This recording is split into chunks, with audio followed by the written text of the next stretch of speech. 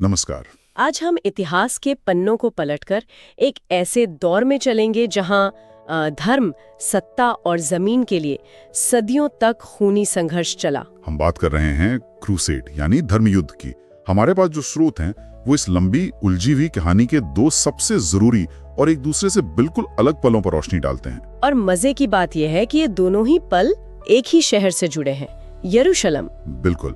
और आज हमारी पड़ताल का मकसद यही समझना है कि कैसे एक ही मकसद से शुरू हुए युद्ध में दो अलग अलग जीतों का अंजाम इतना अलग हो सकता है। हाँ, मतलब एक जीत जिसका नतीजा था भयानक नरसंहार, और दूसरी जिसमें माफी और सम्मान की एक मिसाल पेश की गई। बिल्कुल। हम ये देखेंगे कि 1099 में जब क्रूसेडर यरूशलेम पर कब्जा करते हैं तो क्या होता है, और फिर लगभग 90 साल बाद 1187 में जब सलादीन उसी शहर को वापस जीतते हैं तो उनका तरीका कितना अलग था। तो इन दो घटनाओं से हमें नेतृत्व, धर्म और इंसानियत के बारे में क्या पता चलता है? चलिए इसे शुरू से समझते हैं। हाँ, शुरू करते हैं 1095 से। साल 1095 पोप अर्बन द्वितीय एक घोषणा करते हैं जो इतिहास बदलने वाली थी। ईश्वर की इच्छा है कि यरूशलेम को वापस लिया जाए। लेकिन ये सिर्फ एक धार्मिक पुकार तो नहीं थी। नहीं, बिल्कुल नहीं। लोगों को सिर्फ धर्म के नाम पर नहीं बुलाया गया था।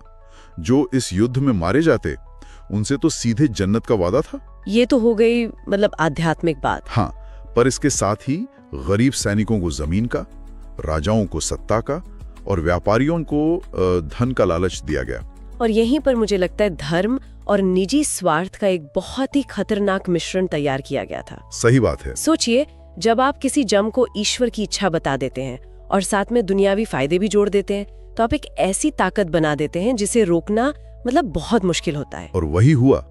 1096 में पहला क्रूसेड शुरू हुआ। हजारों सैनिक यरूशलेम की ओर बढ़े और रास्ते में कई शहर तबाह कर दिए। हाँ, और 1099 में जब वो यरूशलेम पहुंचे और शहर पर कब्जा किया तो इतिहास के सबसे भयानक नरसंहारों में से एक हुआ। स्रोत में जो लिखा है वो तो दिल दहला देने वाला है। हाँ, वो लाइन कि शहर में इतना खून बहा कि सड़कें लाल हो गईं, ये पढ़कर कल्पना करना भी मुश्किल है। बच्चे, बूढ़े, औरतें, किसी को भी नहीं बख्शा गया। यहाँ पर धार्मिक कट्टरता अपने चरम पर थी। हमलावरों के लिए शहर के लोग दुश्मन से ज्यादा कुछ नहीं थे और उन्हें खत्म करना एक पवित्र काम माना जा रहा था। मतलब डिह्यूमनाइजेशन जैसा हम कहते हैं। बिल्कुल। जब आप अपने दुश्मन को इंसान मानना बंद कर देते हैं तो फिर ऐसी क्रूरता की कोई सीमा ही नहीं रहती। लेकिन जैसा कि स्रोत कहता है, इतिहास हमेशा एक ही दिशा में नहीं चलता। लगभग 90 साल बाद इस्लामी दुनिया से एक नया लीडर सामने आया, सलादीन अयूबी। हाँ, सलादीन।